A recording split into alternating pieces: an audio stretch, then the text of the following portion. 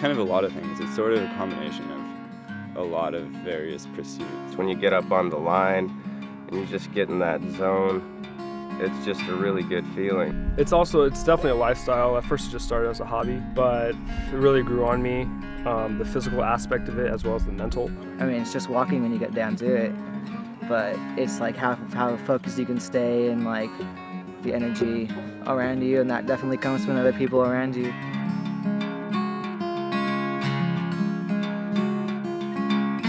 I'm using slacklining to form kind of a community around campus.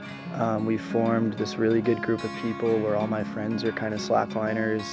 My girlfriend's a slackliner. There's a lot of really good people into the sport. And for me right now, it's really bringing all these good people together and allowing us just to hang out in beautiful places like this and walk slacklines. For the majority of the time I've been slacklining, it's been in a place where no one knew what slacklining was. And I've taught a lot of people, but I've also never seen a long line till I came out here 4 months ago. Here, you can't set up a 200-foot line like this. You can't set up a line like that without help. You need 5, 6, 7 people to pull it tight. So it's inherently communal in that way, and I think that's a beautiful thing about it.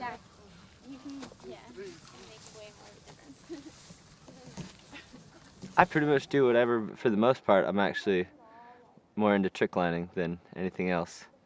Generally, trick lining's done on a shorter line. Tricking is usually just fast-paced tricks. You're doing these things called butt bounces, chest bounces. You're bouncing all over the line. You're doing flips. I'm not doing flips, but people are. If I had to choose a favorite, I might go with trick lining, but long lining is definitely a rush. Long lining, it's in the name. You're getting these really long lines out. I think the record right now is out 1,000 feet long. It takes mental ability to do it. You gotta focus, you gotta walk slow, you gotta get your pace right. You can't just be running across it. And then there's highline, which is just a whole different sport in itself. I mean, when I first started highlining, I could walk a 200-foot line easily, but then I tried to walk a 30-foot high line, and that's just took me all day, when I first started.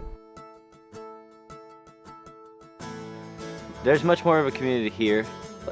Back in LA, it was me and the occasional passerby. This is my first time actually doing it. I've been around it and I've seen it a lot, but I never really took the chance to try it out. So today's the first time and I like it.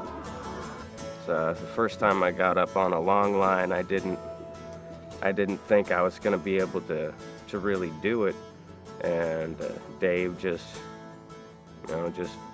kind of gave me that pep talk and kind of got me through it. And yeah, so I think that the slackline community is awesome because it allows you to excel further, just like with any sport, where if you are with people who are just pushing it further and further, then you're going to get a lot more done than if you just go out and say, hey, I think I'm going to do this. It's really nice here because we have school, and it's really easy to integrate all these really good climbers who want to slackline and are really getting into slacklining, and it was really easy to find this really good group of people that's really stoked about going out to the park and rigging long lines and rigging high lines, and just to see people's progressions. And it's been kind of just a community and almost like a little family. The community is really great. They're just a lot of really good people, and that positivity is really helpful. Just when you know that everyone's trying to get everyone else to succeed, it's a really cool feeling. Everybody's really relaxed and nice, and it's the sport where you just hang out and have fun. It is a solo sport. You can learn it on your own, but to do some of the more elevated aspects of the sport, like long lining and high line, you can't do that yourself. There's a point to it that you can, but I mean, long lines, it's easier if you set up with a partner. We rigged our first high lines together, our first long lines. You can't do this alone. It's high lining too. I mean, it's a dangerous sport. When you're on a slackline, if you're not in the moment, you're going to fall. Everything in the line's redundant, so if something breaks or fails, you have something else to catch it.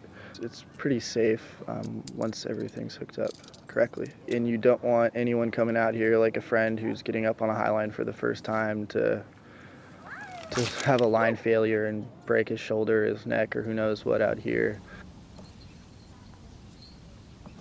Some people prefer trick lines and some people prefer long lines.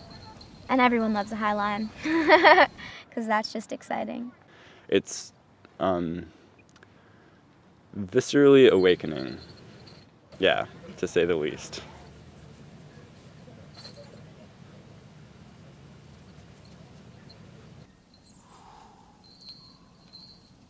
It's definitely a certain mindset that you have to be in and a certain type of focus. And you definitely have to feel the line 100% and feel part of the line, but without it, like, subconsciously, you can't realize you're really doing it because then think about it too much and you fall off. For me, it's just like forgetting. I just have to forget everything else and really just not think about anything else for a moment. Yeah, like the first time everybody got... I mean, usually on a high line, you're so locked in that not a lot around me is going to distract me. My mind just goes everywhere. It goes in all directions. And then the hard part is bringing it back. I wouldn't call myself just a highliner. I mean, just a slacker, I guess. For me, it's not necessarily walking to the end of the line, but how I feel like when I'm on the line. People don't know what it is, first off. I mean, it was invented in the 70s in Yosemite, and some rock climbers used it as kind of just for fun down at camp. And just the last year, there's been some big companies pushing to push the sport of slacklining into the mainstream spotlight, and more people are becoming aware of it. I don't want to see it become commercialized.